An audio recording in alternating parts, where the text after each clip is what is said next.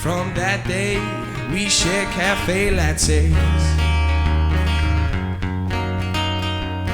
Ooh, cafe lattes. Hello everybody, welcome to episode 9 of Having a Lovely Chat. My guest this evening is Mr. Anthony Murphy. How are you, Anthony? Dahi. From Mythical Ireland. But before we start off, do you want to give a little quick introduction about yourself? Just for anyone who might not know. Just a quick introduction. Yeah, my name is Anthony Murphy. I run Mythical Ireland, and when people say what's Mythical Ireland, my quick answer is it's a one-man organisation devoted to shedding new light on the ancient past. So that's a website, a live stream, a YouTube channel, a podcast, a blog, private and public tours. Wow. Photography, video, speaking events. That's what I look at when I was looking at your kind of resume as such. I was like, geez, that's a list. You're a busy man. Yeah. And I suppose just for the benefit of your listeners and viewers, I also, locally here, I'm involved in a few things. I'm in the Drogheda Brass Band. Okay. I have been since the early 80s. I'm also involved in Drogheda City Status Group as the PRO. And believe it or not, I'm also the chairman of Dundalk Amateur Radio Society. Oh. I have a ham radio license. Okay. So that's one of my nerdy pursuits. Well, podcasts and radio, it's similar, no? It's non-commercial. Yeah. But there'd be a fair amount of crossover, And a lot of people who are into ham radio are also or have worked in radio or broadcast, or some aspect of telecommunications. And then in my personal life, I'm married to Anne. We've been married for 31. No, I was going to say we've known each other for 31 years. We've been married for 27, and we have 5 kids. And 4 of them are adults, and the youngest is starting leaving cert. So right, okay, so you're nearly out of the water. Yeah, I know, right? Deadly. So you're a busy man. Yes, and she's a busy lady. Yeah. Yeah. What's taking up your kind of main focus at the minute? Well, a couple of years ago, having spent the best part of it's 25, 30 years in newspaper journalism. Okay. I finally decided that I should give this thing called Mythical Ireland a proper go. And yeah. You were running it like a good few years before you went full-time nearly at it, is it? Mythical Ireland came into being in the year 2000.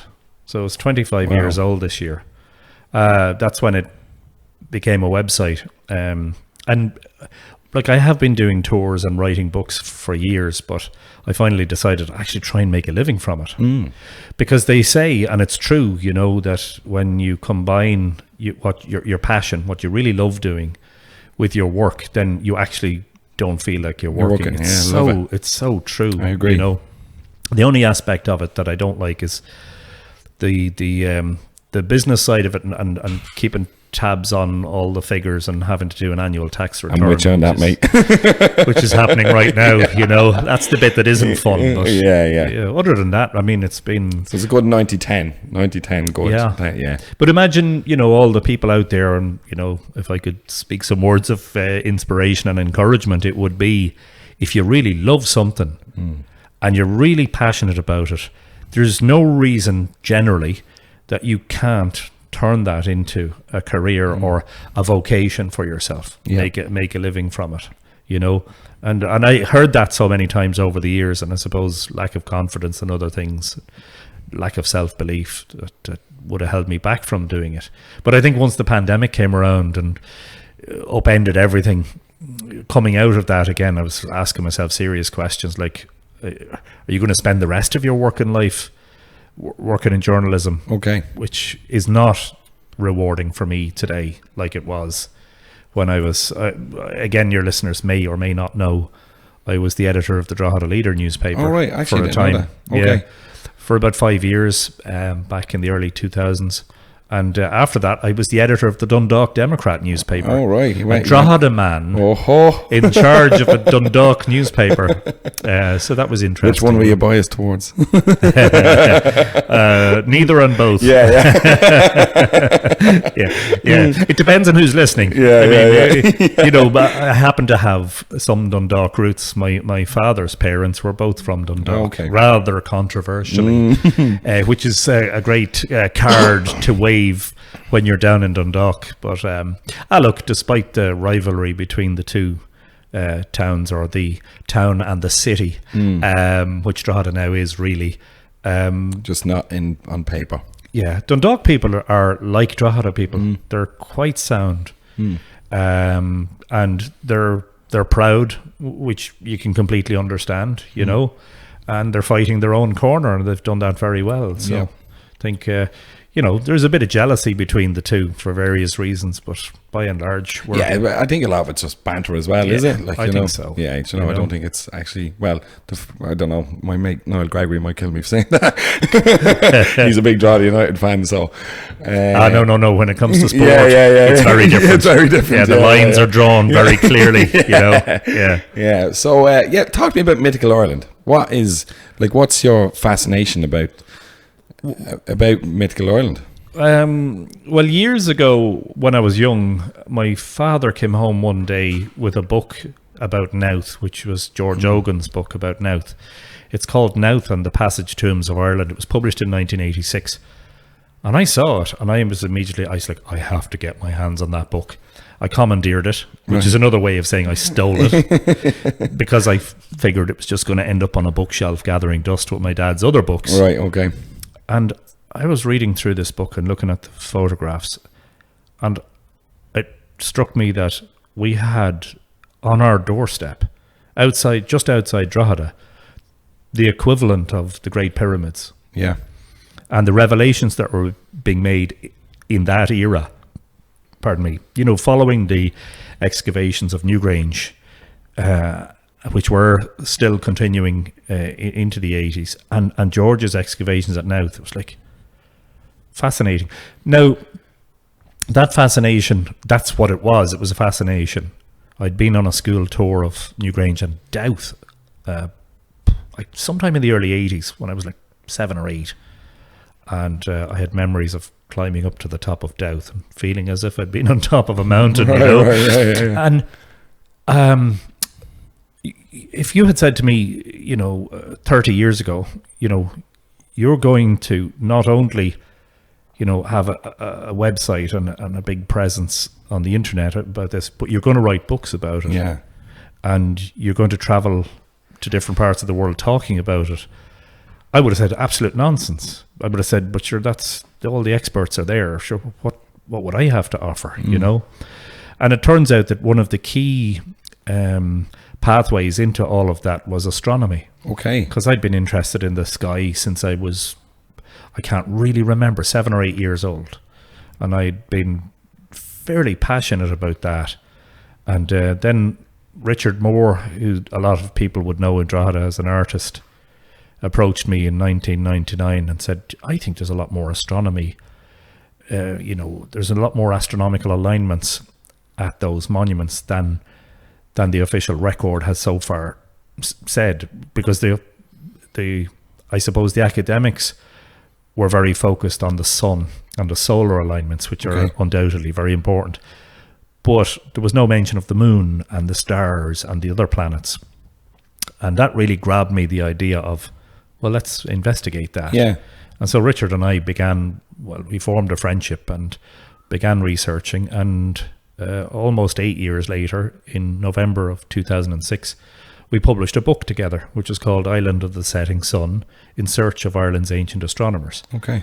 And that was really the proper beginning of it. What later emerged as Mythical Ireland, if I could describe it, it's in the catchline, Mythical Ireland, subheading, New Light on the Ancient Past. So in other words, having a look at the monuments and the myths and legends and all of that and the astronomical alignments, and saying the things that haven't been said, you know, but without the BS, without saying aliens built it. Right. you know. Okay. Yeah. We're not like the Irish equivalent of Graham Hancock or anything like that. Yeah. And it's just seemed to meet with a great reception. That book did very well.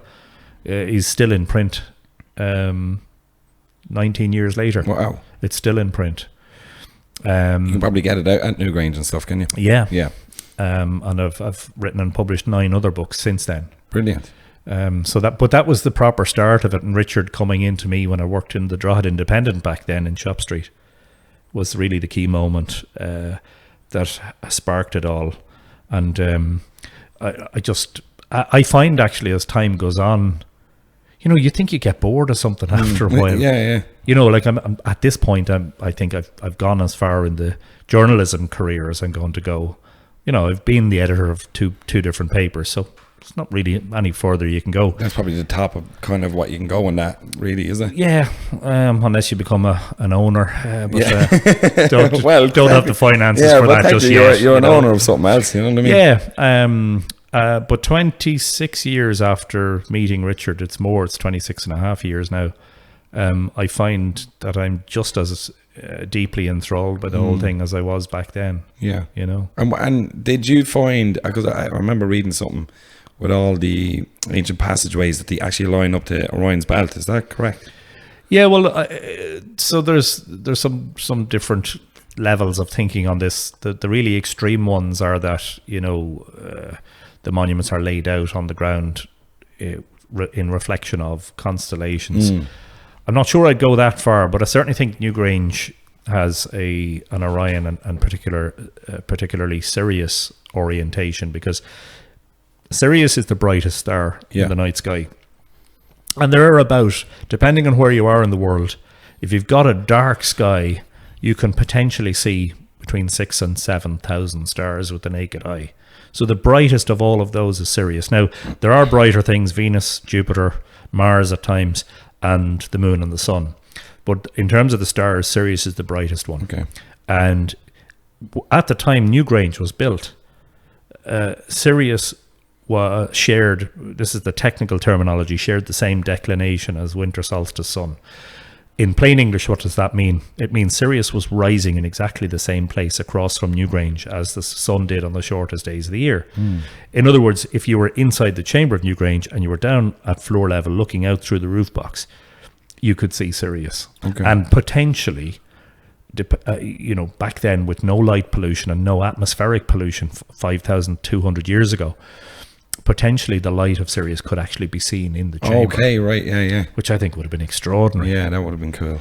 And of course, Sirius is pointed at by the belt of Orion.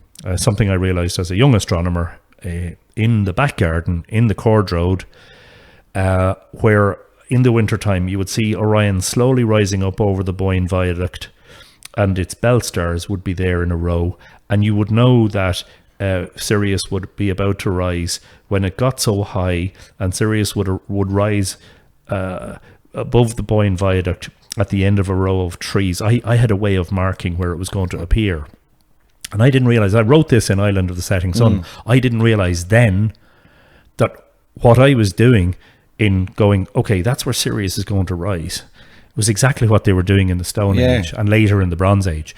They were marking out, you know, on the horizon, using standing stones and passage tombs. They were saying, this is where something is going to happen. This is where a significant soul, or a significant object of the sky, whether it's the sun, the moon, or a star, this is where it's going to rise, you know. And I suppose that was an intuitive aspect of it, which is always in the background with me. But I'm always fascinated by this stuff and how they all work this out, right? And they'd say like we're the modern humans, whatever. But to work that out would have taken them hundreds of years. No, would have not. No, and I suppose this is a misconception, and it's one of the things I would have. Yeah, I would have been a lot more excited about claiming how wonderful it was in the past. But I've realised over the years, in fact, no. For them, aligning a structure on Sirius or the winter solstice sun wasn't a difficult thing to do. Really? And the key reason for that is because they would have been observing this as a matter of course, you know, time after time, year after year. That's what I mean though. Would it, like, for how many years would you reckon that right? It is after like 20 years.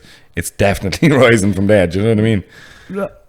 Well, actually, really, you only need to see it rising in that position once, and then Right. you know. Well, with Sirius, Yeah.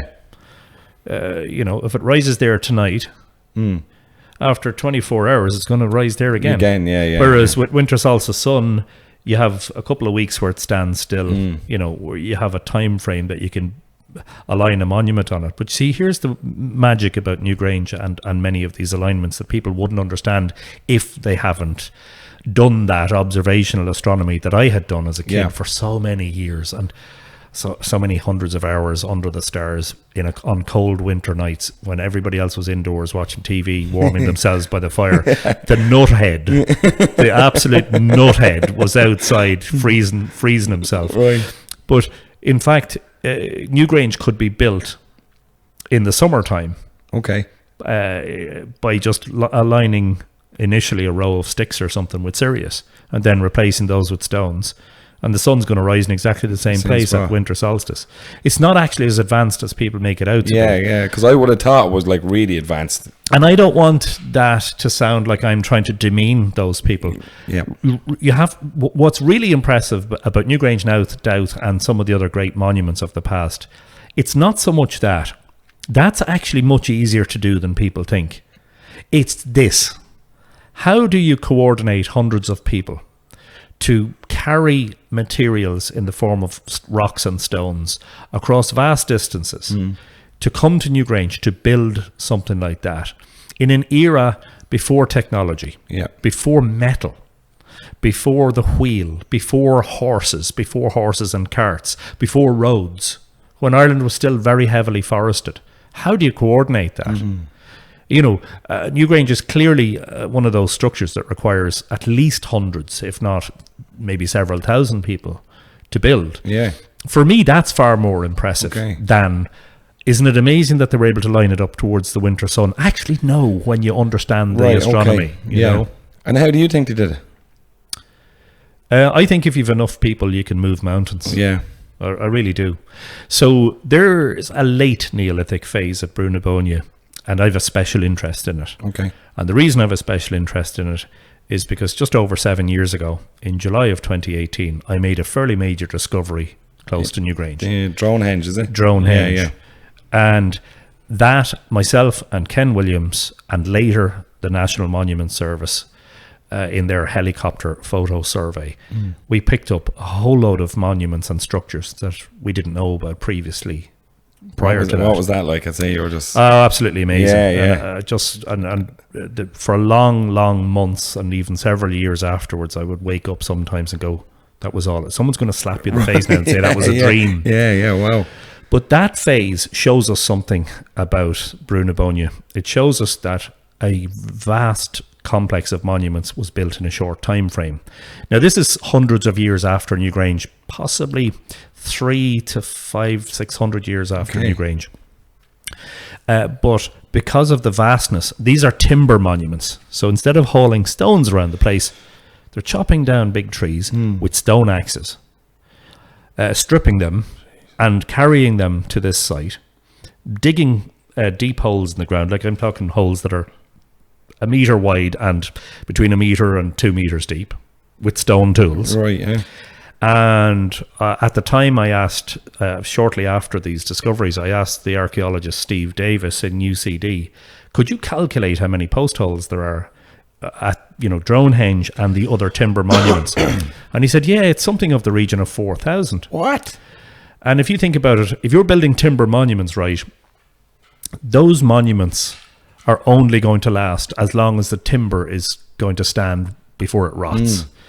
As far as we know, timber wasn't treated in the Neolithic, dipped in creosote and stuff like that, right? Yeah. So you're talking about a 20-year lifespan. And if you think about digging those holes in alluvial, gravelly soil at Newgrange, most of it's at what is now Newgrange Farm, then you begin to think, oh wow, hang on a second, this is a huge task. This isn't just a few dozen local farmers saying, let's build some big monuments. This is a much more regional project, and possibly bringing in people from further afield by boat, because the sea and river, of course, are key to accessing the whole thing. And I think that phase, the late Neolithic phase, demonstrates to us the possibilities of, you see, it had long been said that Newgrange and Nowth and Dowth were built, episodically, over maybe a period of 60 or 80 or 100 years. Okay. But I am actually now of the belief, I believe they were built in a much shorter time frame. Okay. And the late Neolithic phase shows us what was capable in that era, before metal and before machinery. If you've enough people, you really can. As I say, you can nearly move mountains, you know. So they built that before and then moved on to Newgrange. Is that what you think? No. Newgrange and the passage tombs come first. And those late Neolithic henges and associated monuments come several centuries after. Now, none of those have dates on them because they haven't been excavated. And how's the excavation going at the minute? There's no excavation. None. Well, they're all on private farmland, so I mean that's part of the. I mean, a lot of people may not know this, but like 90-something% of all monuments in Ireland, recorded monuments, are on private farmland, or privately owned land. And there's nothing really you can do once it's private. It's not that there's nothing you can do, but I mean, the number of excavations that take place, you know, is actually very small and very limited. Okay. I'd like to see, of course, some excavation out there to give us some data about the exact age of these structures and all of the rest. We'll get that eventually. Yeah. There's a lot archaeologists can do in the interim. You know, there are a lot of non-invasive techniques being used in archaeology now that can give you a good picture. But I tell you, it's amazing. You could have spent 50,000, 100,000, $250,000 using sophisticated equipment and hiring the best that archaeology has to offer to scan those fields. But you see those drought images from the air, those drone images, they're worth their weight in gold. Really? Because they tell you almost as much as a complex geophysical survey would have done. In fact, they might tell you more. And even the process of how you're seeing subsurface, subterranean, as it were, remnants of monuments on a crop that's 3 or 4 feet above the surface. Even that's like mind-blowing in its own way. It's kind of a miracle in a way. That happened.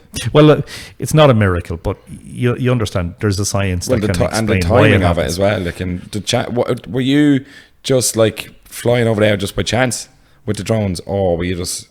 Not really by chance. There was some intent. The previous day, there had been reports in the English media, which I had read online because I don't really buy newspapers anymore, which is a funny thing for somebody who worked his whole career in newspapers to say. Done.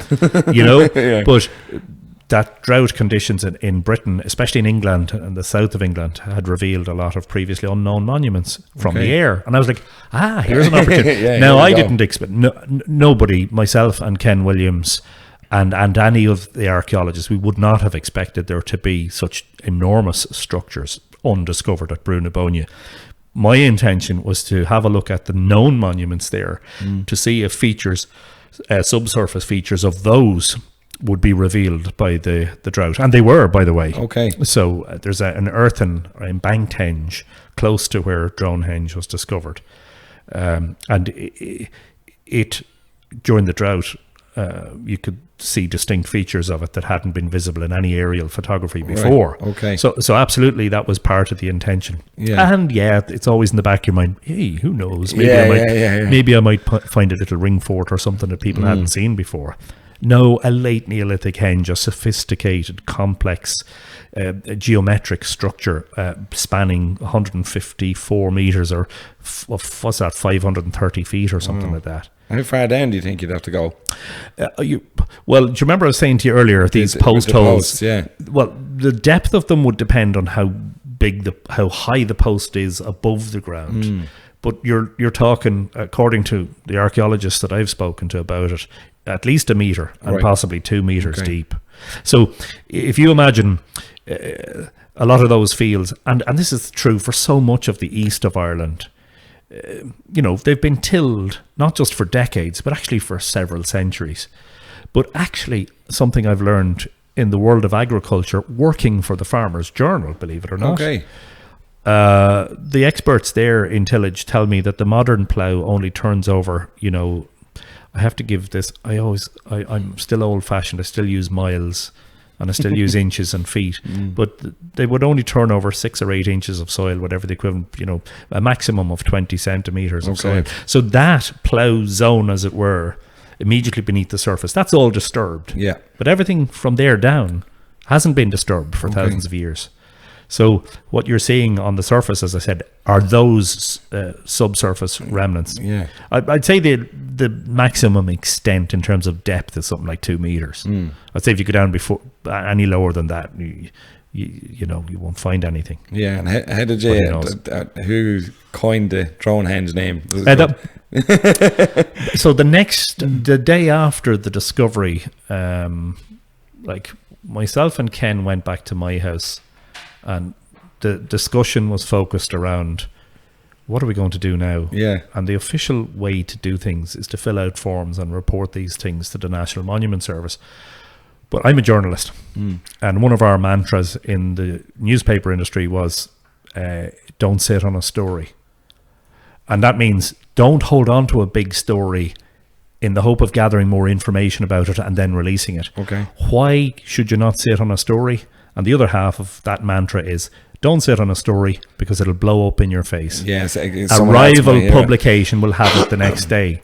So I said to Ken, look, if we sit on this, what's going to happen? Somebody's going to fly over a drone over there tomorrow and photograph the same things. So let's release the images, which we did on my social media that evening, and it went viral. Yeah, I remember seeing it. Yeah. The next morning, the phones start. LMFM radio was the first. Okay. At 7:30 the next morning.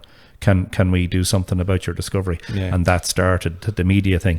But believe it or not, one of the earliest publications to deal with it online was Der Spiegel in Germany. What? And their headline was Dronehenge. They were the ones. So they were the one that coined it. Yeah. No way. Drone discovers a henge. Sounds like Stonehenge. Let's call it Dronehenge. Yeah. Like, is there any similarity to Stonehenge, or is it just because it rhymes with? Well, here's something that's really funny, right? Stonehenge, which everybody I think at this stage knows, it's a lot more known internationally than Newgrange is. Yeah. Stonehenge is an atypical henge. It's entirely unique. There's nothing else like it in terms of that combination of rings of stones and the embankment and the what are called the Aubrey holes and all of that. It turns out that Dronehenge is also entirely unique, having a complex structure that there are elements of it that have been seen in other henges. Okay. What is the definition of a henge? Yeah, I was just going to ask you that. a circular area, a circular monument enclosing an area, sometimes with one opening in it, sometimes with 2 or more. Sometimes they're made of earth and stone heaped up into a bank, and sometimes, of course, they were made of timber. But it's a simple description of what it is. But what they actually are, or what they were used for, well, if you were reading archaeological texts 20, 30, 40, well, more like 30, 40, 50 years ago, they'd all be saying ritual and ceremonial enclosures. Now, they're still called ceremonial enclosures. But I think we've got a slightly better picture now, especially from excavations that have taken place at Durrington Walls, which is close to Stonehenge. Think of them as Stone Age arenas, stadiums. Oh. It's clear that they're very different to what you see at Newgrange. Newgrange is a passage tomb. It's a huge monument with a small chamber. And it very much speaks of, it's a great ceremonial structure in a way, and a ritual structure, but it's not for you or I. It's for the important people. Right. There's only a few people go in there. And much like today at Newgrange, the lottery winners go inside. I applied the other day. Good man. I wish you the best. Yeah, thanks. Yeah, there's only like 30,000 people, 30,000 other people. Probably a better chance of winning the lottery. And today you see, 10 or 15 people inside watching the sun beam in the chamber. And last solstice, the biggest crowd ever, 2,500 people outside. I go out nearly every year. It's class, isn't it? Yeah. It's an amazing morning. But I think that from the point of view of archaeologists kind of agree on this, I think. It's not that there's always a consensus on things, but what the henges represent is a much more inclusive monument. They're clearly designed. when you stand on, now, Dowth Hall was purchased by the state a year and it's actually coming up on 2 years ago. All that land, and they're going to turn it in. That's going to. What's your opinion on that? I think it's brilliant. Yeah, brilliant. Yeah, and I'm really looking forward to when it opens. Now, I've been out there many times over the years. In fact, my first visit to Dowth Hall was when it was owned by the Pigeon family, with Richard, watching the summer solstice sunrise at 4:45 in the morning in June. But there's a terrifically preserved embanked enclosure or henge on the lands at Dowth Hall, Site Q it's called. And when you stand on top of the embankment looking down into the interior, for me it brought to mind standing on the grassy banks of the Orales. Oh, I very much thought of, this is designed for a lot of people to sit and watch a spectacle in the middle. Okay, right, yeah.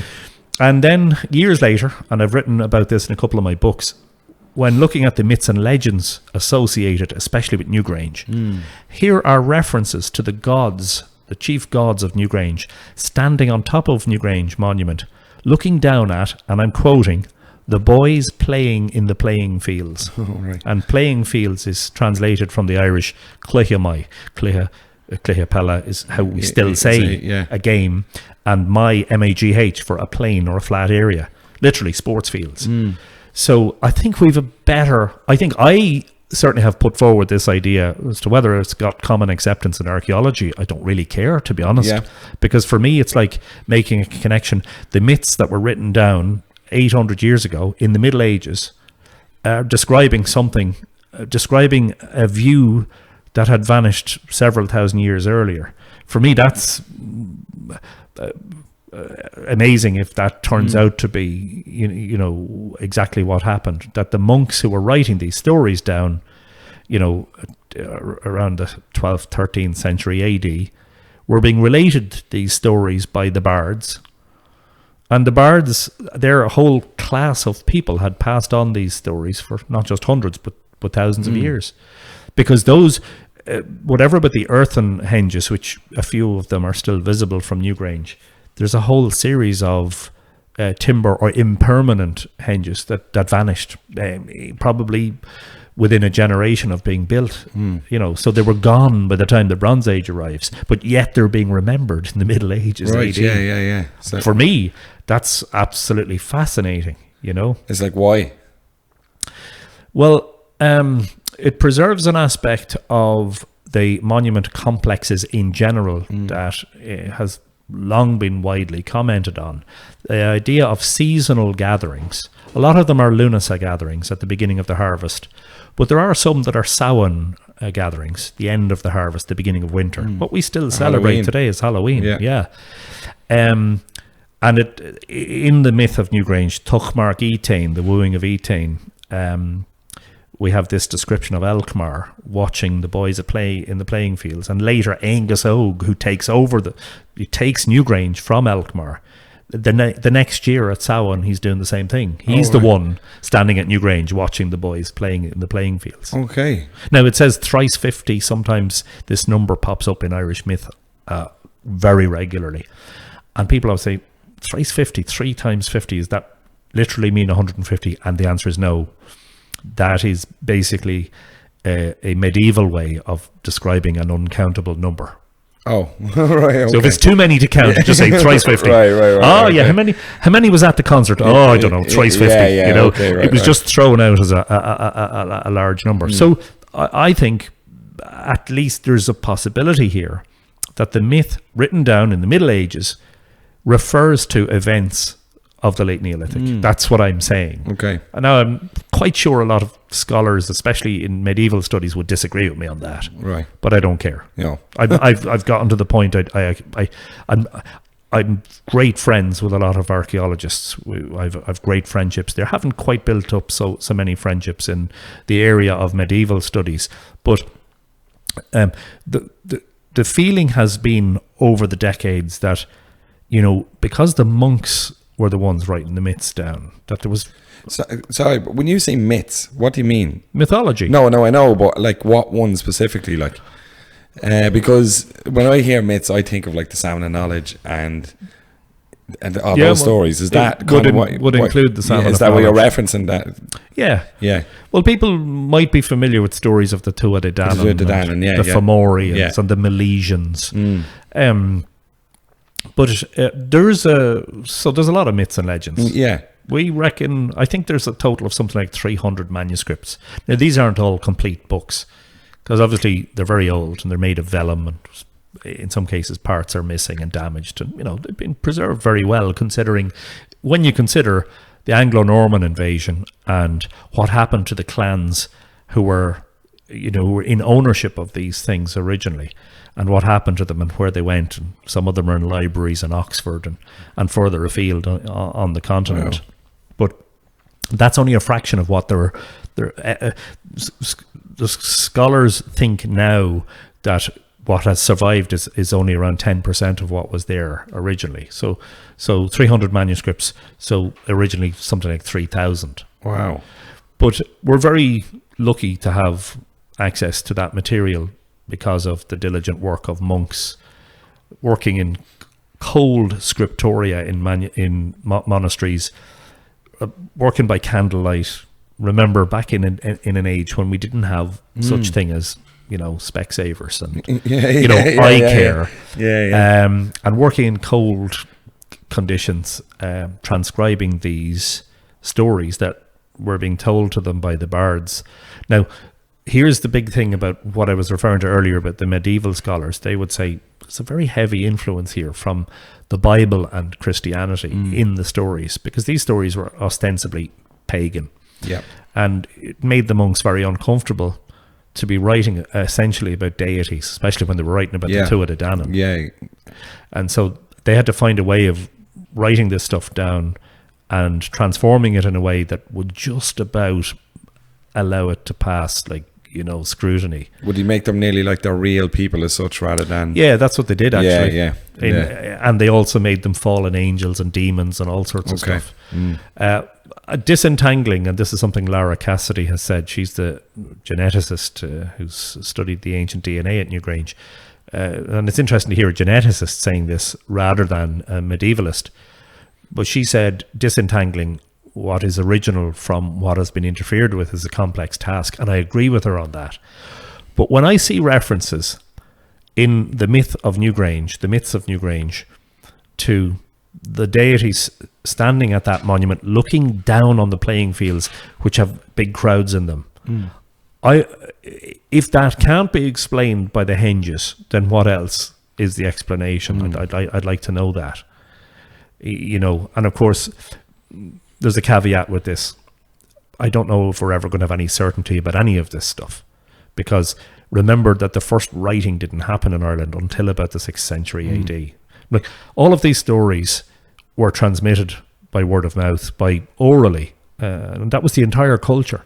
The monks brought writing, and originally only wrote in Latin and eventually in what we now call Old Irish, and a lot of what survives is in Middle Irish. Okay. It's an older version of the language. It's not dead, though. It's funny because I'm not an Irish scholar, and I don't speak fluent modern Irish, right? But there are a lot of words in there, and you can see they're either the same or they're similar to the words we speak today. Okay. So in, for instance, Middle Irish, agus and is ocus, O-C-U-S. Okay. And you just go, oh, okay. And once you figure out things like that, but that thing, I was like, wow, how hasn't anybody made that connection before? I mean, even the archaeologists, because some archaeologists actually read the myths and legends. It's not part of their discipline generally, Is there truth to them? Like, as in, obviously I don't think they turned to swans and but like, the Danann, could they have been kings and queens, really? Yeah, it's quite possible that they were originally real people who were later deified. But so something that Joseph Campbell said, and he was, for those who don't know who he was a very well-known American comparative mythologist who wrote a lot of books, including The Hero with 1,000 Faces. So if you've ever heard of the mythological concept of the hero's journey, that's a Campbell-esque idea. Yeah. Well, Campbell said of myth that myth is a true form of history. It's a truer form of history than written history itself. Why? Written history comes to us in a one-sided way quite often. The phrase history was written by the victor immediately springs to mind. Whereas myth, and of course there are things, as you say, they transformed into creatures and had these marvelous battles and did these superhuman feats. But for the people transmitting these stories from generation to generation, there was a universal truth in them that couldn't be disputed, But in those myths are also, I believe, actual memories of events and things and, of the past. I mean, one of the principal things that was written down by the monks 7 and 8 centuries ago was what we call Dinshanachus, the lore of the eminent places. No, Din Shanachus. Okay. So it's like Shanachie, yeah. So Dind being like an eminent place or a monument, Shanachus being the lore of that place, the lore of the eminent places. And the Dinshanachus material, actually the proper pronunciation in modern Irish is Dinshanachus. That material can be found in 12 or 14 manuscripts. So for me, that indicates it's clearly very important. Yeah. And so that is the story of the origin of these monuments and sacred places. The origin stories of Brunabonia and Tara and Talcha and Carmon and, there's, there's 70 or 80 different places that are mentioned in various Dinshanachus manuscripts. Amazing. Well, what it tells me is, even in the Middle Ages, a huge part of the bard's job, because a lot of bards got sponsored or got supported financially, was to relate the origin stories of these places, which were very important to the Irish people down through the centuries and generations, and even, as I say, probably over millennia. And somewhere along the way in the 20th century especially, and this probably emerges in the Victorian and post-Enlightenment rationalization, the era of being rational about everything. We lost the magic. Yeah. It was like, especially it was foisted upon us, I believe, by a lot of the sort of British scholars, the idea that you had to separate two disciplines. We don't talk about archaeology and mythology in the same sentence anymore. They're two very different disciplines, and never the twain shall meet. And I think that was to our detriment. And by the way, that's part of the reason that Mythical Ireland was able to, as it were, gain a foothold with the ordinary public, because it was saying something. You brought the magic back in, I think. It wasn't being said. Well, I don't want to definitely not going to talk myself up in any way, but just to say that was very much the case, especially in the 20th century. I mean, I know a local woman who studied archaeology at UCD in the 1960s, and she says that I think she said the very first day, they were told by the archaeologist who was their professor that we're not going to be talking about myths and legends in this course. On the very first day.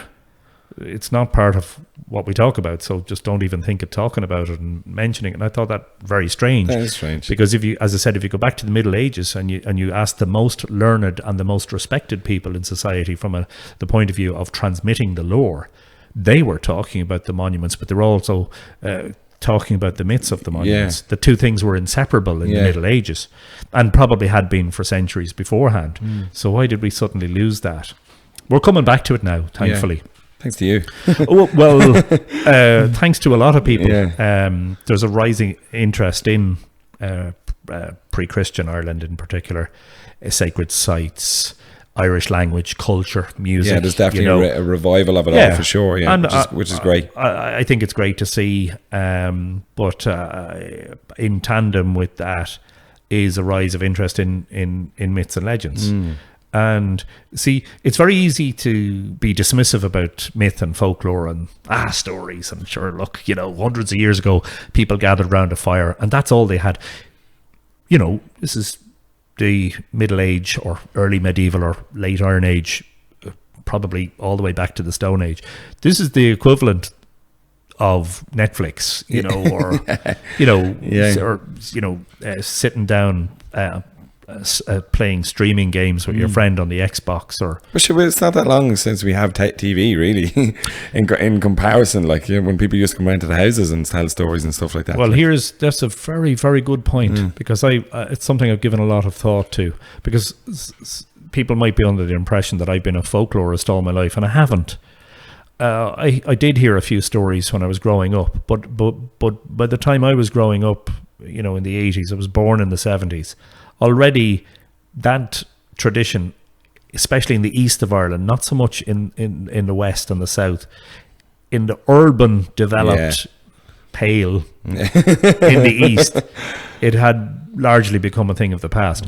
But I just wondered to myself a while back, and over the last few years, I've been saying, but how long ago, Anthony? And then I was thinking, my grandparents same. almost certainly would have lived through that pre-electricity, pre-technology era when stories were being told. And you know, okay, Drogheda is slightly different because we were in the Pale, but there's a lot of parts of Ireland where stories were being told Oscailga in the native tongue until, you know, a couple of generations ago. And so it's not like it's a really long dead thing. It's just it just needs a revival. And that's happening. It is. And it's a popular revival, which is brilliant. It's not being dominated by or led by scholars. Because, so you ask me, go on, I dare you to ask me, Anthony, what qualifications do you have? What qualifications do you have? And the answer is my leaving cert. Right, okay, so I've no university qualifications, no letters after my name. And I've come to realize over the years that's an advantage rather than a disadvantage. Because, well, you're not kind of tunnel vision. The more you study, the more specialized you get. And you know, you've got all these people looking over your shoulder, criticizing your work and all the rest. So there's a freedom there. Now, it comes with responsibility, of course. But there's a freedom to say, hang on a second, how about we go back to the Middle Ages and beyond in terms of, instead of looking at the monumental, instead of looking at Brunabónia, for instance, and this is something I've said in some of my YouTube videos, instead of looking at it as an archaeological landscape, well, can't we look at it as a mythological landscape as well? Need the two things be mutually exclusive? Why not the overlap that was envisioned by the bards of hundreds of years ago? You know, and if they had that magic, then undoubtedly they've had that magic since time immemorial. 100%, That's the way I would look at it. This isn't something that just suddenly arose 100 years before the monks started writing stories down. I think, in fact, the monks writing the stories down saved them from complete obliteration. We're very lucky if you compare Ireland to Britain, especially England, in terms of our, what you might call our Celtic past. Now, Celtic is a word that you have to be very careful with. The Celts were an Iron Age, right? So Newgrange is much older than that. People say, oh yeah, the triple spiral at Newgrange, that's Celtic art, isn't it? Nope. It predates the Celts by touch the card, you know, between 2,000 to 3,000 years. You can also talk about Celtic as in the Celtic languages. But that shared Celtic heritage, and I suppose the languages would be closer to it. What we're talking about is something that goes back into prehistory. Well, the English lost an awful lot of their Celticism with the Romans. The Romans obliterated a lot of it.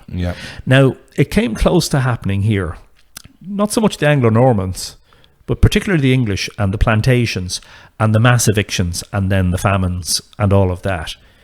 You know, during the Great Famine, there were entire townlands and parishes in the west and northwest of Ireland that were emptied of people. Are we calling it a famine or a... don't go there. Well, yeah, we won't. No. We'll stay away. That is a whole other area. Let's keep the lid on that can of worms, shall we? Go on. Do you ever hear the phrase, can open, worms everywhere? Let's not go there. Go on. We were... I think there's a remarkable survivability of Irish lore, despite everything that's been thrown at us over the centuries, which is part of why it feels so special to be involved in a revival of it. Because, you know, attempts were literally made to not just suppress it, but obliterate it. And here we are in the 21st century, and We've got people now. Look, I'm only the tip of the iceberg. I mean, I would talk about people like Moncon McGann and Blind Boy, who is promoting great, Irish mythology. Eddie Lenihan, the bearded storyteller from Kerry, and Eddie or Claire, he's from one living in the other, I think. But Eddie, highlighted the fairy bush that was saved from being destroyed by a motorway. A lot of people would look at that and say, "Oh, we're living in the 21st century, man. Get over it." And in fact, no. You see, this is part of the problem. When we look at things only rationally, then it's like we were cutting off a part of our cultural identity. For sure. So if you're going to revive it, you have to revive all of it. Yeah. So that can't be dominated by any one field of specialization. It has to be a holistic view, I believe. Yeah, no, I like it. In order to be the fullest revivification that is possible, and that comes with multiple facets. So there's myth, and then there's folklore. And people say, what's the difference? Well, the way I define the difference is myth is what was written down centuries ago. Okay. That was essentially folklore at the time. Yeah. Folklore is what survived right into modern times without being written down. Like, give me an example. Well, the stories that, you might have heard from your grandparents, where they hadn't read them in a book and weren't reading from a book when they told you them. Okay, right. Okay, yeah. Like I'm sure that my mother and my father, who are both still alive, both 81, by the way, touch wood, many more years. Yeah, absolutely. I'm quite sure they would have been told stories, not just by their parents, but by elderly relatives, where those relatives were not relating the story that they had read in a book, but were relating it because they had heard it from their ancestors. Stories like the Salmon of Knowledge, the Children of Lear, Setanta killing the hound, that sort of stuff, and the Tuatha Danann and the Red Man and all of that stuff, So there are two branches of the thing that could be and are in fact very different disciplines. Okay. Studying what was written in the Middle Ages versus like a guy who shared your first name, the late Dahi O'Hogan, who was a wonderful scholar of Celticism, folklore, mythology. Well, part of what he did as an academic was spoke to ordinary people out there, which is why I highlight Moncon McGann, because if you looked at what Moncon McGann was doing on social media, he was talking to native speakers who were ordinary people, fishermen and fellas ploughing fields and, old, a variety of people, and asking them about words that they had encountered in their professional life, and the meanings for those. And I thought, isn't this wonderful that in the 21st century that we've still got people who have retained this very ancient knowledge, which may go back 2 or 3 generations, 2 or 3 centuries, 2 or 3,000 years, in some cases maybe all the way back to the Ice Age, despite all the changes that happened. And for me, that's remarkable. But it's a demonstration that in Ireland, it's no different than it is in other parts of the world. The scholars of the 20th century, as I said, they did a lot of damage by saying, you can't talk about archaeology and mythology. They're two completely different branches of study. And this, there's a certain number of academics who would have reached the conclusion that a lot of myth that was written down in the Middle Ages was concocted by the monks and copied from biblical stories, copied from classical myths, because there were educated men, the monks, and a lot of them would have travelled in Europe and encountered these other stories. And that completely discredits the notion that some of these stories could in fact be what we would call indigenous and have a truly ancient origin or genesis. And so the Book of Invasions, Laur Gawala Éireann, very much comes in the form of a concocted origin story for the Irish. It looks like the monks wanted to make the origins of Ireland not seamless, but certainly tie in with the biblical history. Okay. So they made the first person to come to Ireland, Cessair, Cessair, They made her a granddaughter of Noah who built the ark. The ark, right, okay. And he had refused her entry on the ark and told her to go to a place where there was no people living because there'd be no sin there, and God wouldn't God wouldn't destroy its in this wrathful judgment. He wouldn't destroy it with the flood. But if you look deeply enough into the myths, you find actually there's stuff there that could be older than the Neolithic. And I'm serious about this. Okay. Now, this is what I'm saying to you about the scholars, and I'm not trying to diss on them. This isn't a Graham Hancock, Joe Rogan kind of thing. I'm not paranoid about scholars. I'm just saying that they have to give a little bit more latitude to the possibilities. Yeah. Because that's what I'm doing. Yeah. I'm not saying definitively. What I'm saying is the story of the Henges is just one example. There's a great, great story about Newgrange that demonstrates, I think, it's one of the strongest cases that I have, and people like me, for the survivability of myth and, lore. And that is that when O'Kelly, Professor Michael O'Kelly, began his excavations at Newgrange in 1962, for the first several years of his excavations, until the roof box was restored in 1967, that was when he saw the light beam in the chamber at solstice. Wow. But when, before that moment, December 21st, 1967, when was the last time somebody had seen the sun shining into the chamber of Newgrange? About 2700 BC. Yeah, wow. Because Newgrange was blocked up at that time, yeah. and remained blocked up until 1699 AD, when the new settler, the Protestant, the Presbyterian settler, Scottish settler, Charles Campbell, started to remove stones from Newgrange to build houses and roads. But before the restoration of the roof box, O'Kelly's restoration, he was told, not just by one or two, but what he calls in his book, many people. Okay. Do you know the sun shines in there and lights up the chamber once a year? Now, how would they have known? Because they could never have witnessed it. Yeah. Nor could their grandfathers and mothers and grandfathers and grandmothers. Nobody had seen that since the late Neolithic.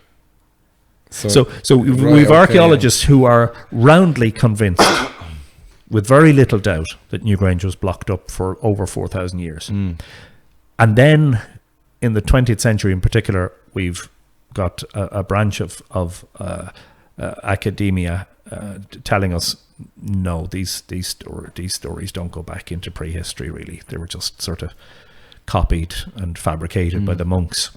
And I'm saying, well, you've a bit of explaining to do there with that one. And that's probably the best example. It's not easy to explain away, before the roof box was cleared out, at winter solstice you can see the sunlight in the passage.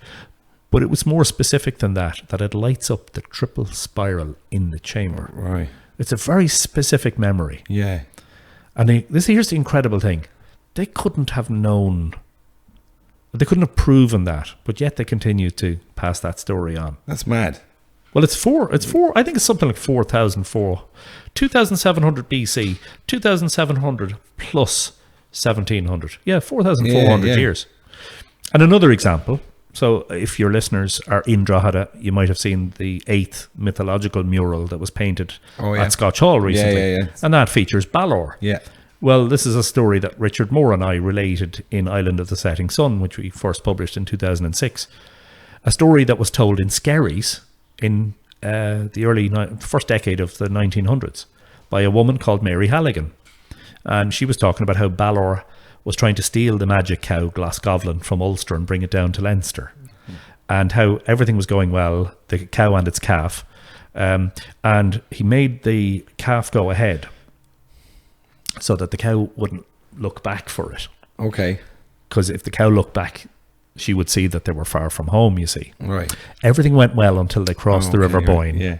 At which point, the calf dropped behind. The cow turned around to look and let out a scream, which I don't think cows do, but hey, this is me. A moo. Yeah, big moo.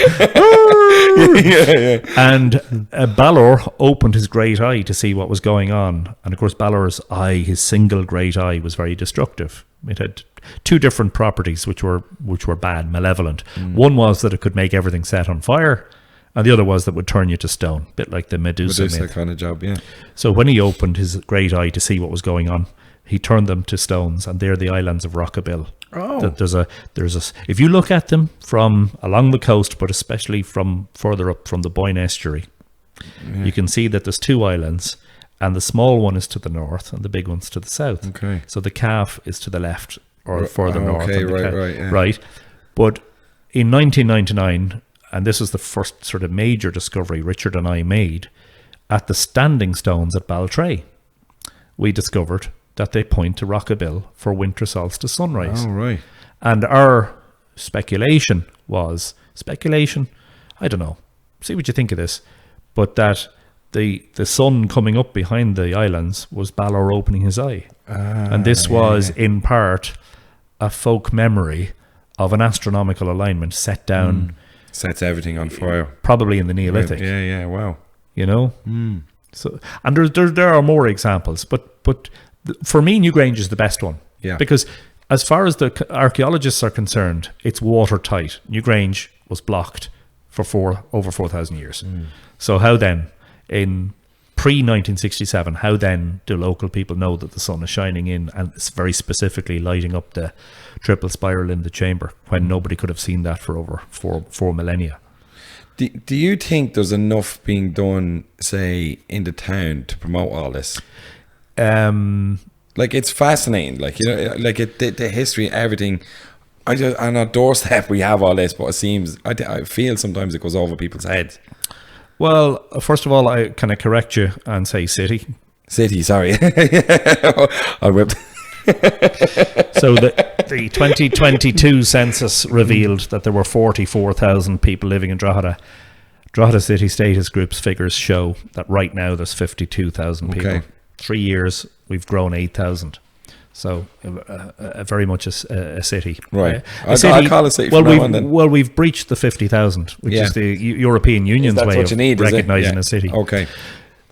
In terms of, it would be very easy for me here to sit here and criticise, but instead, I suppose what I've done is I've taken the mantle myself. I've taken that torch and run with it, which is what Mythical Ireland's all about. It's a way of educating without being an official educator. I'm not a state educator. I don't get any state support or funding of any kind. I'm entirely independent, which has advantages and disadvantages. So rather than sit here slagging off, I would say, well, you know, whose job is it ultimately to do that?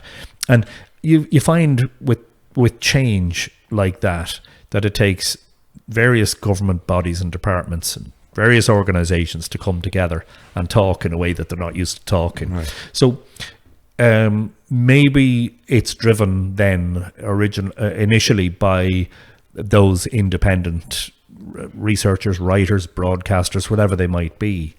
But there's a willingness and there's a hunger for it in the general public. And by the way, this isn't something that's confined to people who consider themselves Irish born and bred. There's a huge interest from people who've come to live in Ireland in all of this stuff. So there's a wider audience for it than just the people who feel maybe sort of a sense of national pride about it. Probably no. I wonder how further advanced we are in 2025 than we were when I left primary school. So when I left primary school, I knew those three stories that I mentioned earlier, 3 or 4: the Salmon of Knowledge, the Children of Lear, Satanta Killing the Hound, probably Curly, you know, a couple of bits of you know. Do people realise that the Irish corpus of mythology, that whole body of myth and legend and folklore is vast, that it's just as vast as the classical mythology and probably bigger? I don't think so. Is that being communicated through education today? I'm not sure that it is. I mean, in our day, in secondary school, we were taught classical studies. So the Christian brothers were teaching us Greek and Roman myth. And nothing about our own mythology. It's funny, isn't it? Well, it's funny, but it's also it's sort of a post-colonial thing. You know, I mean, for centuries we were taught that we were nothing but drunken savages and that we were worthless, and nobody wanted our language or our culture, and you know. So, and then of course the church, the Catholic Church in particular, sort of sees that as the classical world as the foundation of modern intellectual advanced European society. And they weren't interested in talking about the pagan Irish. Yeah, yeah. And of course, there was that whole pejorative thing about, they were pagans and Patrick converted them. And because they didn't believe in Jesus and the one true God, that they were all damned. So let's not talk about them because it's very uncomfortable. And so when I was being educated, history really began with St. Patrick. Okay, there's a bit there about the Celts, because I think that the religious orders had an admiration for the Celts because of their high art and their learning and their focus on that. Are we any more advanced now? I don't really know. All I know is that when my eldest daughter was in secondary school, she brought home a history book one day, and in the opening page of it, it said Newgrange is a 4,500-year-old monument. And I'm like, you're 700 years out. Yeah. So is everything in this book tainted? I mean, a very simple Wikipedia search could tell you it's 5,200, not 4,500. And I know people say, Anthony, but what's the difference? Why are you splitting hairs about this? Well, it raises questions about, the quality of the information that's being put out there in education. And I don't know what kids are learning in school. But what I can tell you is, okay, so just take Drogheda as an example, because it's a good example. With the help of the likes of Love Drogheda and Drogheda Arts Centre, there's two major things that have happened over the past 5 years. One is the Drogheda Urban Art Trail, those 8 mythological murals. So a decision was made very early on. We're going to theme them. We're not going to do disparate murals about different things. Can we do myths and legends? And they came to me and said, what do you think, Anthony? I said, brilliant idea. And I said, is there enough stuff there? I said, yeah. And not only is there enough stuff, but it's all local. Yeah, for sure. So I give tours of those murals, and I'm able to talk to the people about the distinct local connections.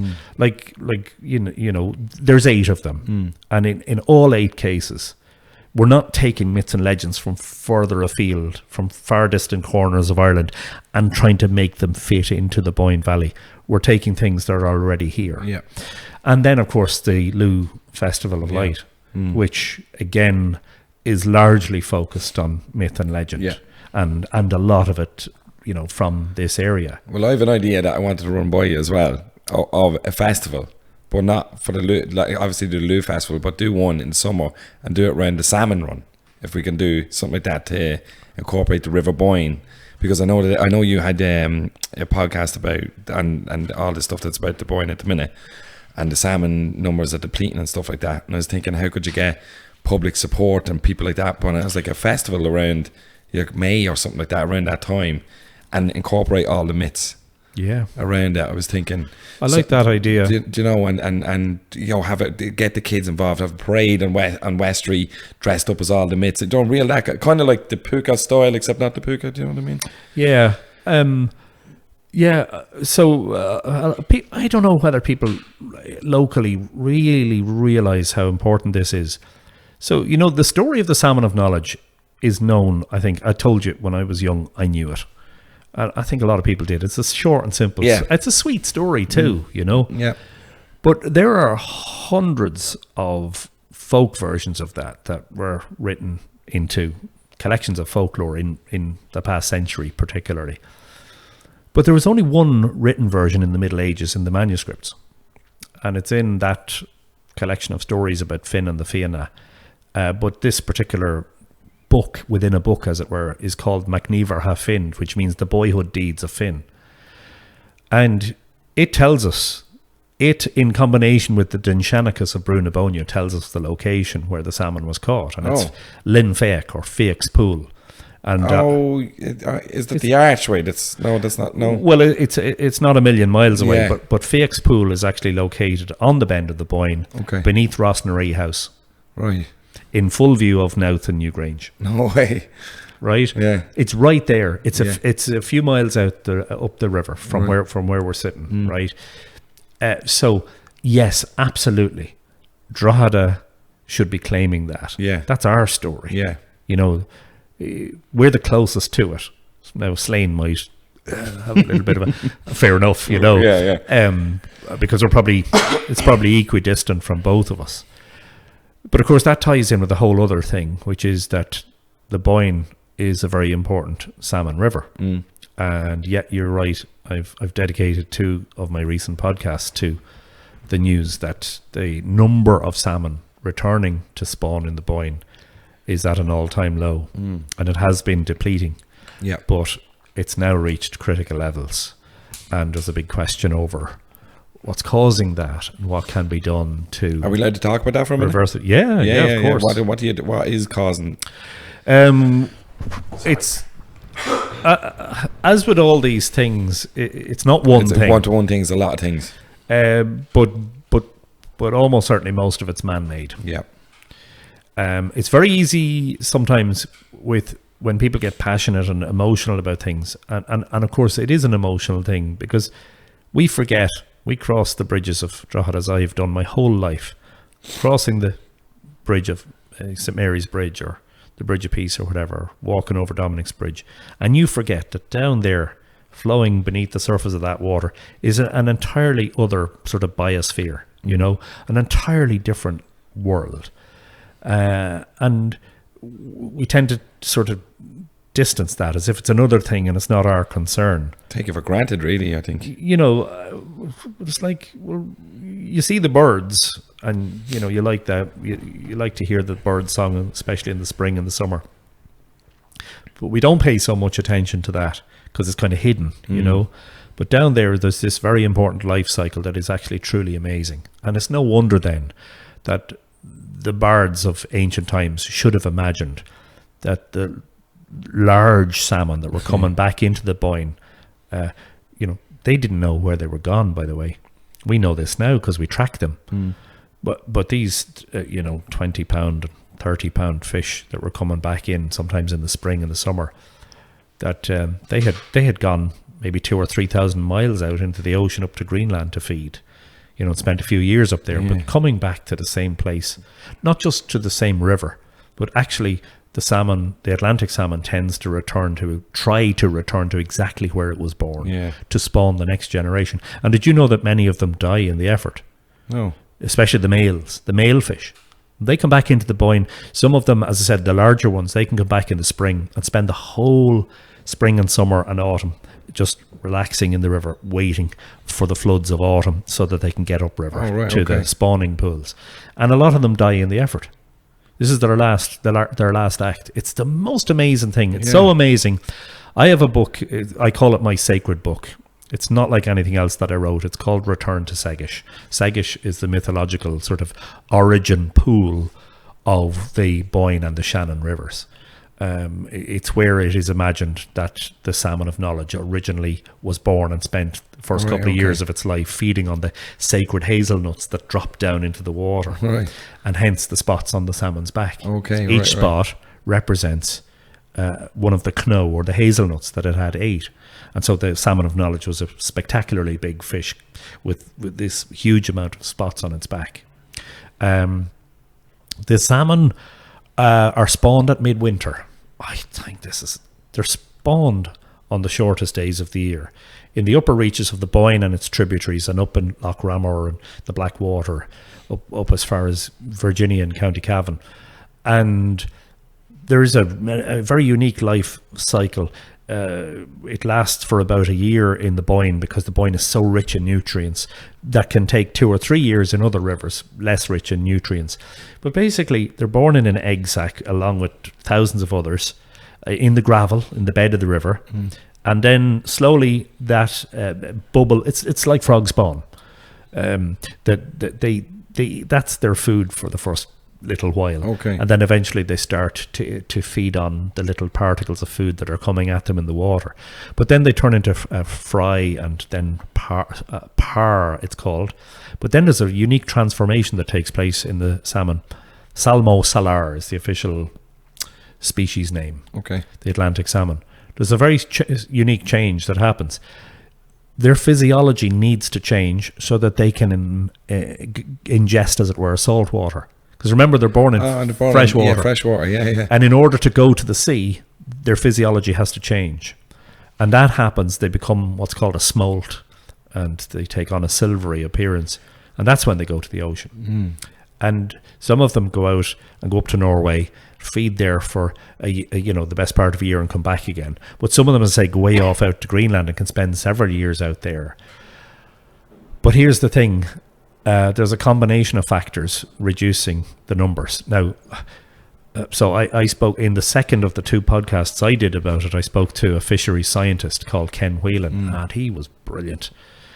He's been 50 years working in this whole arena, and he's an angler and he's a scientist, and he was a marine scientist as well. And he says part of the problem is you've got all these people in Ireland talking about conserving the salmon in the rivers, but you've got to educate the marine people that the salmon is considered a river fish, but it's also a marine fish, you see. So part of the problem is what he called bycatch, the factory fishing trawlers that are scooping up everything, herring and mackerel, but they're scooping up all of the young salmon as well. So that's part of the problem. Climate change, undoubtedly a part of the problem. There's a change in the salinity and temperature of various parts of the ocean, but a bigger problem, and I'm also, by the way, involved. I used to be on the board, but I still offer my services as a volunteer. I mean, it's an entirely voluntary organisation, and that is the Boyne Rivers Trust. Okay, and so they're trying to help to improve the river, and reduce pollution, make it a more natural amenity, and protect the biodiversity of the river catchment. So they're saying, it's much more nuanced than that. One of the things that's happening in the Boyne is the temperature of the water this year has been higher. So a lot of people don't know that the Atlantic salmon is a cold water fish. Do you know that when they become smolts and they swim down from wherever, Trim or, up near Virginia, and they pass under the bridges of Drogheda and out under the viaduct and out into the estuary, when they get to the sea, they all turn left. Why? Because they're going to cold water. Cold water, right? Yeah. It's like they have this innate sense, this inbuilt sense that if we go right, we're going towards the south and the Mediterranean. It's warmer. We need to turn left because we're a cold water fish. So the temperature of the water has been sort of consistently in the high teens, and even reaching sort of 20 degrees, and that's too warm for the salmon. So that's part of it. You've got agricultural. You've got the problem of nitrates and phosphates that have been leaking into the river catchments of Ireland as a result of intensive agriculture. Now look, again, you have to be careful with this stuff. It's very easy for people to turn around and say, farming's to blame, intensive farming, and to demonize them. Farmers are the last ones who want to be destroying the ecoculture, as it were, or the ecosystems of the river catchment. They want to help too. Then you've got other pollutants. You've got pollutants from sewerage and other stuff that's being dumped into rivers. So you've got a whole combination of issues that are combining to make, as it were, the perfect storm. It starts, I suppose, with educating ordinary people as to for me, with Mythical Ireland, there's an obvious starting point to this, getting people interested, and that is the mythology. That's what I'd be thinking. If you start by saying the Boyne is the home of the salmon knowledge, and the salmon is now an endangered species in that river. Not all rivers are having this problem. So there was one river that Ken mentioned. I can't remember the name of it. The river down in Cork as well, the Blackwater, was it? There was a big pollution incident there. Massive. 20 kilometres of river polluted. It was like thousands and thousands of fish just... A complete wipeout. But look, clearly there's a problem, or a combination of problems that needs to be addressed. So for me, as a non-scientist, somebody who's not an angler, the obvious starting point to getting people interested in this subject is through the mythology. That's what I always wanted to talk to you about, because I just think it's a great way to, even for kids, families, all that thing, to kind of get engaged with it again. And if you get public perception, is a great thing. And if you've pride in your town and pride in the river and all the stories, people will start looking after it as best they can. I think that's a very good way to get, as you say, you need public buy-in with all this stuff. Because what will save the river from becoming a turgid, sludge-filled, uninhabitable wasteland is the interaction of ordinary people. It's not necessarily the experts, the scientists and the professionals that will do all the work. a huge amount of it falls to local people who live and fish in the river, who walk along it, you know, who fly drones over it like me or whatever. Various people will have various attachments to the river, and none of them want to see this happening. No. They all have a vested interest in it, and a lot of them will actually volunteer to help do river cleanups and the education part, you know. But it's a desperate situation. Yeah, like when they talk about, do you know numbers wise, or did they have a rough estimate of it? No, but there was an angler, I think Cunningham was his name. Is it Peter Cunningham? He was quoted on the front page of the Drogheda Independent about a month or 6 weeks ago, and that's what initially drew my attention to it. And I'm glad to see that the local media are covering this. Yeah, for sure. That they considered it so important as to put it on their front page. But he said, you know, that, you know, as a professional angler, you would see, you know, at the right time of year, you'd see fish flowing around your ankles. But he said that you'd be lucky to catch one fish in a week now, whereas previously you could catch several in a day. Now, of course, there's a catch and release policy in the Boyne. You can't take it home and fry it on the frying pan and burn your thumb or anything like that, like Finn McCool did. But you know, clearly there's a very serious problem now. Now, it's not worldwide and it's not widespread. I mean, there are areas of Canada and North America where the Pacific salmon are doing really well, while there are also areas where they're struggling. But I definitely don't want to see a situation where the Atlantic salmon I don't think anyone really becomes a thing of the past where the Boyne is concerned. You know? Definitely not. Like, so that's why just in my head it was like, what can I do to kind of bring a bit of awareness to that, like, you know, because it's the River Boyne. It's so essential to us. Like. Well, if people are watching this and looking and saying, well, what can I do from a practical point of view? Reach out to the Boyne Rivers Trust. Yeah. Because they are looking for volunteers. They're looking for people to help. You know, and that's a great starting point, because they want to bring all the, as it were, stakeholders, anybody with any interest in conserving, protecting the wonderful natural amenity that is the Boyne and its catchments. Well, maybe that's a place they can go. They do have a website, so I might do something here with the coffee box. Maybe sometimes we do little promotion things on our coffee cups. We don't want to buy Valley, so I might do something for them actually. Yeah, you know. I think it would be worthwhile. The education piece, as I said, is very important, because, you know, oftentimes if it's not highlighted, it's you know, I would hate to think we would reach a point of no return, which would be the result of not enough of us speaking out about it when we had the opportunity. You know. And do you think we're close to it? Would you say? It looks like we are. Which I'm horrified to say. Now, there's great efforts. I met an angler called Pat O'Toole, who has been involved and with others in restoring the gravel beds of, in particular, one of the tributaries of the Boyne up beyond Trim. I think it's called the Trimblestown or Trimbleston. And I actually saw the little trout darting through the water. Right. And he shared videos on Facebook of the trout jumping over the little weirs and that. And it just filled my heart with joy, because, okay, there's an intervention by humans, where we say, look, the gravel beds were depleted, let's do something about it. And you see the result of that. Yeah. Big part of the problem with the Boyne is historical. The river was drained in the 60s. They just took huge chunks out of the bed of the Boyne to make it deeper, to make it flow better, to make the farmland drain so that they could use more of the farmland. And that was very, very destructive. When I asked Ken Whelan, I said to Ken, but surely we can restore that. He said, not really. No. He said you're limited in what you can actually do in terms of, you know. You would think when you say restore the gravel beds, you just get a load of gravel, but it's obviously not as easy. Well, I think in terms of the drainage, it's a much more, it's an action that had much more severe and long lasting consequences. But in the short term, the gravel beds, I mean, they are absolutely necessary for the spawning of the female salmon swishes her tail from side to side and creates what the anglers call a redd, or EDD. Think of it as a riverine nest. Okay. And I think that word originated in Scotland, and I'm not exactly sure of its meaning, but it sounds like it might be originally a Gaelic word. But she swishes her tail and makes a sort of a hollow in the gravel.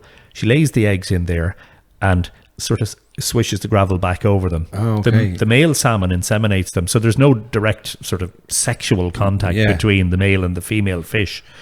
And that gravel offers them protection in this early incubatory stage of their lives. It's so very important. Right. And where it's not depleted, what has happened is some of the gravel stones have become calcinated. I'm not exactly sure what the terminology is. Forgive me for that, because as I said, I'm not a scientist. But due to the excessive phosphates and nitrates in the river, that can affect the gravel as well. Okay. But what Pat and his friends have done at up beyond Trim, it's there to be seen. It's fantastic, you know. So there's hope, and you always start from the point of view of there. You know, you start from the a very important starting place with anything like that is there hope? Yeah. And when I asked Ken Whelan, is there hope? He said, well, I'm an optimist. I'm an optimist naturally. So yeah, there is always hope. Yeah. And that's your starting point. That's good. And plenty of people and try and get the word out about it for sure. But just on a couple more things, because we are running the Lou Festival. You looking forward to it? Very much so. Are you involved in it? Oh, I am. Yeah, as in you're going to be doing some speaking and... I would hope so. Yeah. Unless they've grown tired of me. Really looking forward to that.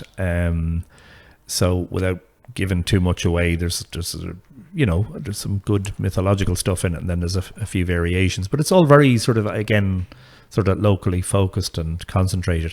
But it's an amazing thing for me to have been involved in it since its inception. That on the day you're in the studio recording, it's just like this. It's you and a microphone, and I've scripted the stuff usually, and I'm reading. Do you do the voice as well? Yeah. Didn't know that.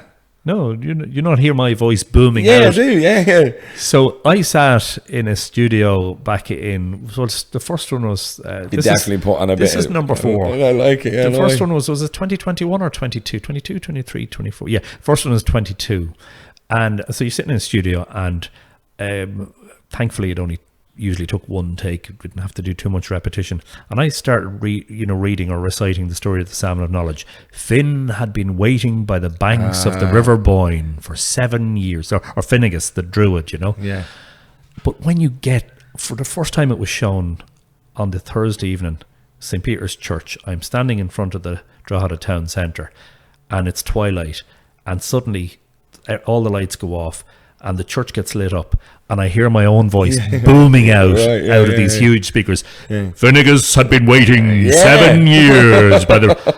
I was completely blown up. You don't know what to expect. Yeah, for sure. Yeah. And if you watch videos of it now, yes, it looks impressive. Yeah. But it's just like, watching I was at Robbie Williams recently. That's what I. Yeah. Just for the record, I'm not a big Robbie Williams fan, but I thought it was brilliant. What a spectacle. Great concert, great entertainer, man. And you look at the videos afterwards and you go, yeah, it looks brilliant. But just nothing beats being there. Yeah, it was deadly, man. So yeah, very much looking forward to the return of the festival. It's slightly scaled down in this year in that it's not running over the 2 weeks like it was previously. It was on for like 4 days and 3 days, or 3 days the first week and 4 nights the second. It's only on for I think it's 4 nights in a row this year, but that's because it was only actually supposed to be funded for 3 years. So it should have completely ended last year. Okay. And Love Drogheda Bids are the principal sort of organising partner in it this year. Look, I was talking about this recently to somebody else. The first night of the first one, that evening when I stood there and I was hearing my own voice going, oh, this is something else, Yeah. People were shopping and walking along West Street looking at this and listening and going, what's going on here? Because, although there had been publicity that, a lot of people didn't know what was going on. They didn't know what to expect. Yeah. But then, you see, what happened over the next couple of evenings was people started making videos and sharing them. Yeah. And all of a sudden, by the time, night 6 or 7 came around, you had gone from hundreds of people to thousands of people. Yeah. The next year, on the first night of the festival, there was the same size crowd as there had been on the last night of the previous year. Wow. and we had the biggest crowds of all last year. Yeah. So it's growing, and actually one of the nights last year, I really got the impression we were back in the Fleadh. Oh, wow. The streets were absolutely thronged. Yeah, no, we you were know? here. Yeah, it was walking around. It was brilliant. But for me, there's an immense pride, as you can imagine, Yeah. because of the mythological theme, Yeah. and because it's mass audience. So here am I, years later, in my own home city. You know, and as I said, if you told me that 25 years ago, this is one of the things that's going to happen, I was like, don't talk nonsense. Would you stop talking shite? You know, I would have just dismissed it out of hand. You know, so there's a lovely family element to it as well. Yeah, there is. Yeah, it's really good for the kids. You know, you've got. You see, what I always say about these things, the same with giving tours, public tours of, say, Hill of Tara or sometimes Fornox or Douth or wherever it happens to be. That when there are younger people there, you don't know which of those is going to become the next Moncon McGann or the next Blind Boy or somebody that's going to, in 10 or 20 or 30 years, have a mass audience and have a real passion for this stuff and influence people in this and become a million-selling author or something like that. So you're catching that too, you know, and then from a more general point of view, just giving people something to it's a real spectacle to get people outdoors at a time of year when, you know, we're into the short nights. Yeah, for sure. You know, or short days, should I say, and long nights and colder weather and all that. What's the dates where it's kicking off this year? It's 27th to the 30th of October, I think. Yeah. I might not be exactly sure, but imagine I should know, shouldn't I? But it's on prior to Halloween. Yeah. And as I said, it won't be then on the first week in November. It's being limited in the number of nights. So basically this year, don't hang around.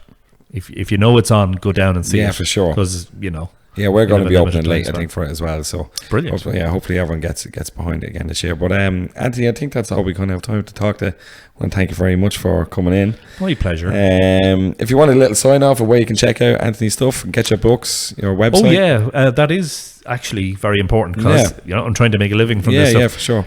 So the main thing is the website mythicalireland.com. Mythicalireland.ie will redirect you to mythicalireland.com. If you're there, sign up for the free email newsletter. That won't cost you anything. If you want to support Mythical Ireland, please become a patron at patreon.com. You've got access there to the podcasts, which I'm hoping to get one a week. You can buy signed copies of my book on the website. Keep an eye out for my semi-regular public tours. We're going to Sligo this weekend. Myself and Simon Chute from Monumental Ireland are giving a joint tour over in Sligo. But I do give semi-regular public tours during the year, and you can buy tickets on the website for that. And I'm on social media, Facebook, YouTube, Instagram. I have a TikTok, but I'm not much of a TikToker. I don't think I've figured it out yet, you know. None of us have.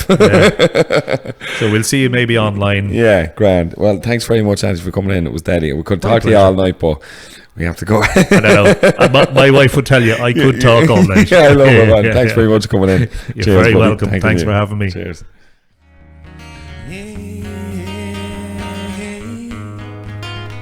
From that day we share cafe lattes.